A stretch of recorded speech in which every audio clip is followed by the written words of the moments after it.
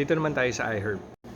Ang gusto ko sa iHerb, mura siya compared sa Philippines. And yung iHerb din is pwede siya mag-deliver sa Saudi, pwede rin sa Pinas. So itong family ko sa Pinas is nag-request na ng mga supplements. So ito yung mga bibilin ko. May available akong promo ng iHerb, ilalagay ko na lang sa screen natin. Will6630. Tapos punta ngayon tayo sa settings ng iHerb natin bago tayo magtuloy. So dito sa settings, itap lang natin tong language and currency.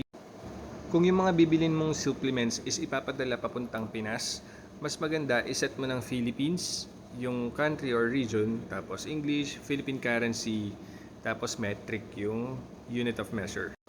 Yung mga pwede natin gamitin pambayad dito is lahat ng mga to.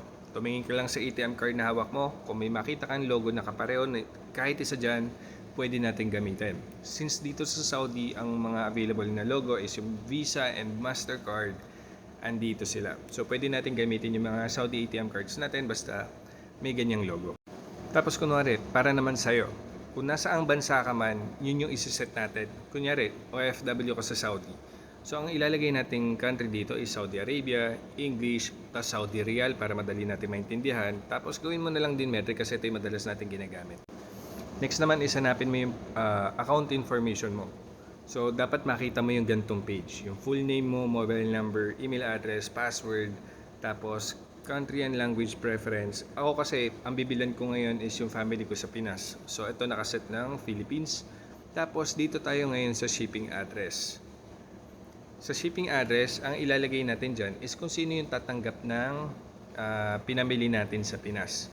Bali, ang nakalagay dito is yung personal information niya, address niyo sa bahay sa Pinas, at saka yung mobile number niya. Dito nga pala sa payment methods, so ATM card ko yung gagamitin, yung Saudi ATM card ko. Tapos sa billing address naman, personal information natin. Okay? Kung sino may-ari. So, name ko, address ko, mobile number ko. Okay, dito tayo sa shipping address. So, pwede natin itap yung add new address. Tapos, kung sa atin papunta yung pinamili natin sa iHerb, so isa-set natin ng Saudi, tapos yung personal information mo, name mo, tapos yung national address mo, yan, Dammam, Saudi Arabia, tapos Saudi mobile number mo. Tapos pwede mong i-default ng shipping address para pag nagbibili ka, laging nakaset sa address na to. Kung ang bibilan mo naman is yung family mo sa Pinas, so pangalan naman nila yung ilalagay natin dito. So, iset natin ng Philippines. Tapos, full name niya, address niya, yung bahay sa Pinas.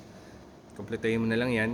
Make sure na tama mula dun sa address line 1, city, state, region, at saka yung zip code or postal code. Tapos, mobile number niya yung ilalagay natin dito. Kung gusto mong laging nakaset sa kanya yung mga binibili natin dito sa iHerb, pwede mong i-check yung default shipping address. Okay, base dun sa message sa akin ng family member ko sa Pinas, so ito yung mga ni-request nila, fish oil, at saka iba pa. Ano pa? Vitamin C, mangosteen, bloodstream formula. So ayan, in-add ko na lahat. So ang total bill ko dito is 7,852. Tapos, i-check out na natin. Pag mag-check out na tayo, i-double check natin yung shipping address na to. So, dapat nakaset sa kanila yung delivery. Ayan. Makikita nyo naman dito, nakaset ng Philippines. Ibig sabihin, papunta sa kanila. And dapat pangalan nila yung makikita mo rito. Tapos ito, hayaan mo na lang yan. Wala akong mapiling iba. Tapos dito, so ilalagay na natin yung card details ng ATM card natin. Kung yung Saudi ATM card mo, basta may Visa or Mastercard logo, pwede natin ilagay dito. Tapos may summary na lang dito ng mga in-add mong items. So ako, may pinasok akong 6.